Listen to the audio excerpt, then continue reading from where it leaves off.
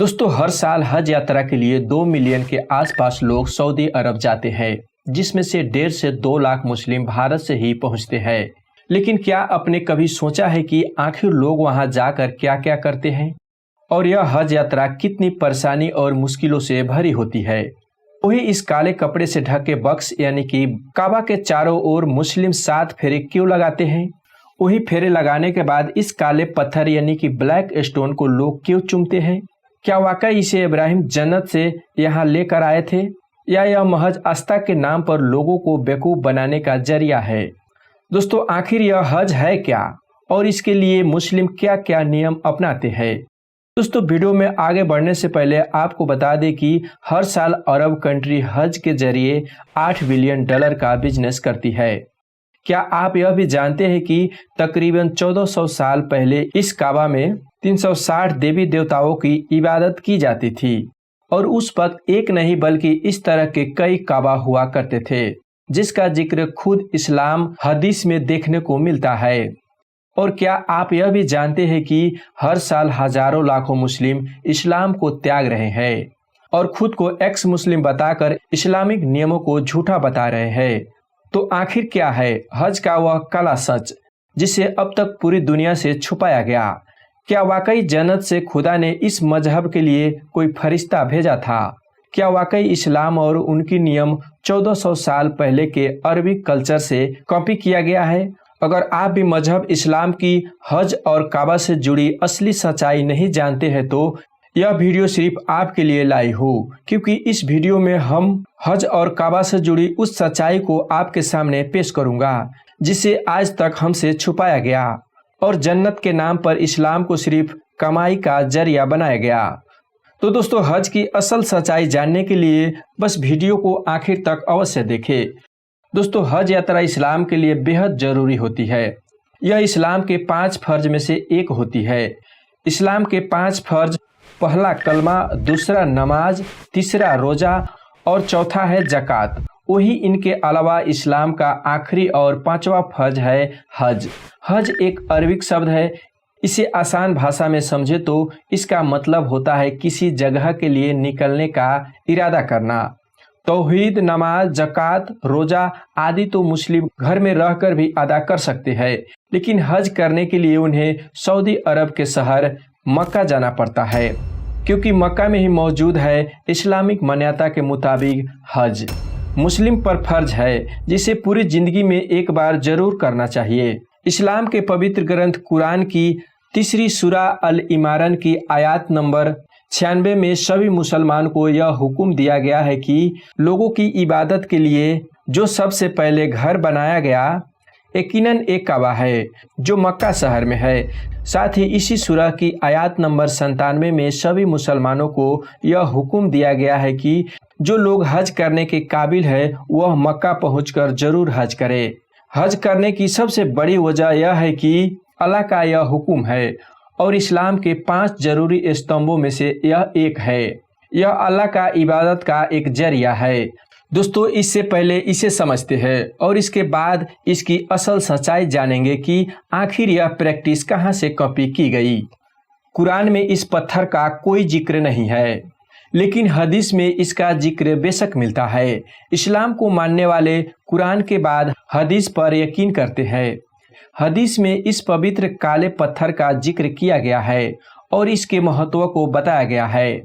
कई हदीस में इस पत्थर को जीवित बताया गया है। इसके अनुसार पैगंबर इस पत्थर को खुदा का दायां हाथ मानते थे और इसे जीवित समझते थे। इसे चूमकर वह खुदा का शुक्रिया अदा करते थे। पैगंबर ने इस पत्थर को चूमा था, इसीलिए परंपरा बन गई कि हजी इसे चूमे। लेकिन अब बड़ी संख्या में हजी आने लगे हैं, इसीलिए हर किसी के लिए इसे छूना और चूमना संभव नहीं रह गया। इसीलिए हजी अब इस पत्थर के ओर मुंह करके दुआएं मांगते हैं और इस तरह यह सभी परंपराएं इस्लाम में फॉलो की जाती है। लेकिन अगर आपसे यह कहा जाए कि यह रिवाज किसी कल्चर से कॉपी की गई है तो आपका रिएक्शन क्या होगा। लेकिन यह एक सच है और इस सच को हर एक एक्स मुस्लिम मानते हैं। वही अदर रिलीजन के लोग भी इस्लाम को महज एक कॉपी समझते हैं। अरब की बरसों पुरानी संस्कृति का जो कि कई फैक्ट्स और एविडेंस के थ्रू सच साबित हो चुका है। आपकी जानकारी के लिए बता दें कि ऐसे कई मुस्लिम लोग हैं जो ओपनली इस्लाम के इन सभी प्रैक्टिस को झूठ और बेबुनियाद ठहरा चुके हैं और यह लोग अब खुद को एक्स मुस्लिम कहकर बुलाते हैं। दरअसल यह लोग कहते हैं कि इस्लाम पूरी तरह से कॉपी किया गया मजहब है, जिसे उस वक्त के अरबी कल्चर और बुद्ध परस्तों से कॉपी किया गया, जिसके एविडेंस एकदम सच और बुनियादी भी लगते हैं। आपकी जानकारी के लिए बता दें कि इस काबा में पहले 360 देवी देवताओं की मूर्तियां थी, जिनकी अरब के लोग पूजा करते थे। लेकिन पैगंबर मोहम्मद ने जब इस्लाम मजहब को बनाया तो उन्होंने इन सभी मूर्तियों को तबाह कर दिया और इसके स्थान पर इस काले पत्थर से ढके बॉक्स को बना दिया, जिसकी मुस्लिम लोग आज तवाफ यानी कि परिक्रमा करते हैं। हालांकि सच यह है कि पहले अरब के लोग अपनी देवी देवताओं की पूजा करने के लिए परिक्रमा करते थे, जिसे बाद में पैगंबर मोहम्मद ने इस्लाम की एक प्रैक्टिस बनाया। इसके अलावा अगर काबा की बात की जाए तो इसकी कहानी भी एकदम झूठी साबित होती है। दरअसल कुरान में कहा गया है कि काबा इंसानों की पहली इबादत गाह है, जिसे बाद में इब्राहिम ने दोबारा इसे मॉडिफाई किया। लेकिन असल में इब्राहिम का न तो किसी इतिहास की किताब में जिक्र है और न इसका कोई आर्कोलॉजिकल एविडेंस मौजूद है। बस यह बाइबल का एक फिक्शन कैरेक्टर है। असल में इसे अरब के कबीलों ने मॉडिफाई किया, जो इस्लाम से पहले अरब में राज किया करते थे, और इन्होंने ही इसका काले रंग के काबा को अपनी पूजा के लिए बनाया। और बाद में मोहम्मद साहब बेसी कबीले से ताल्लुक़ रखते थे और उनके दादा उनकी देखभाल किया करते थे। इसके बाद 620 ईस्वी में इस्लाम की असली कहानी शुरुआत होती है, जब पैगंबर मोहम्मद और उनकी प्रैक्टिस का कबीलों द्वारा विरोध किया गया, जिस कारण वह मक्का छोड़कर मदीना गए। इसके बाद मोहम्मद ने मदीना में अपने इस्लामिक सोच का प्रचार प्रसार किया और लोगों की बड़ी तादाद में जोड़ा। उसके बाद 630 ईस्वी में मोहम्मद फिर से मक्का चले आए और उन्होंने मक्का के कबीलों की 300 से भी ज़्यादा मूर्तियों को तोड़ दिया और जबरन अपने इस्लामिक प्रैक्टिस को कबीलों से तलवार की नोक पर फॉलो करवाया और इस तरह इस्लाम की शुरुआत हुई। हालांकि इसके बाद से ना तो किसी नबी की किताब में इब्राहिम का जिक्र मिलता है और ना ही इस काबा को किसी इब्राहिम द्वारा मॉडिफाई करने का। दरअसल उस समय कबीले इस तरह के काबा पूजा करने के लिए बनाए जाते थे और फिर उनमें मूर्तियों रखकर पूजा किया करते थे। यही काबा का असली इतिहास है और बाद में मोहम्मद ने जबरन इन कबीलों को इस्लामिक प्रैक्टिस अपनाने पर जोर डाला, जिसके बाद अरब में इस्लाम का उदय हुआ, जो आज लगभग पूरी दुनिया में फैल चुकी है। वही रही बात इस्लाम की बाकी परंपराओं और रिवाजों की, तो यह भी अरब की कबीले के रहन सहन, उनके कल्चर का परिणाम है। जैसे इस्लाम में बेगुनाह जानवरों की कुर्बानी का बहुत बड़ा रिवाज है, जिसे हर मुस्लिम फॉलो करता है। लेकिन यह परंपरा भी अरब के कबीलों का ही देन है। मसलन अरब एक रेगिस्तान इलाका है और वहाँ पेड़ पौधे बेहद कम पाए जाते हैं। अधिकांश इलाका रेगिस्तान ही है, जिस वजह से उस वक्त कबीले अपने भोजन के लिए जानवरों को मांस पर डिपेंडेंट रहते थे। इसके अलावा वह अपनी देवी देवताओं के लिए जानवरों को बलि देते थे ताकि उनके देवी देवता उनसे खुश हो जाए। इस तरह की उनकी मान्यता थी। यही मान्यता बाद में मोहम्मद साहब ने कॉपी करके इस्लाम की मान्यता में कन्वर्ट कर दी। जैसे आज इस्लाम में कुर्बानी कहकर जानवरों को मारा जाता है। इसके अलावा जो दूसरी मान्यता है वह है किबला, जो इस्लाम में पहले भी पूरी तरह से एग्जिस्ट करता था, जिसे यहूदी लोग अपने कल्चर में फॉलो करते थे।